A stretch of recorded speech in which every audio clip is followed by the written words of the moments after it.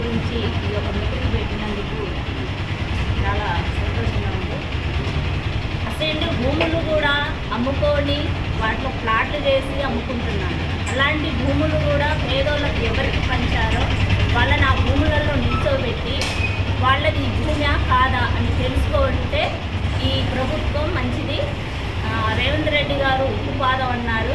ఉక్కుపాదం అనేది ఇప్పుడు వీటి మీద పెడితే మాత్రం కంపల్సరీగా ఈ చట్టాలను తెచ్చిన వాళ్ళు అవుతారు. కాంగ్రెస్ అంటే కన్నతల్లి అన్నారు. నిజంగా ఈ ఎవరి మీద భూ కబ్జాకారులు చేసుకొని వాళ్ళ మీద పేర్లు పెట్టుకొని పాస్బుక్లు తెచ్చుకుంటా ఉన్నారో అవన్నీ కూడా బయటికి తీయాలనేసి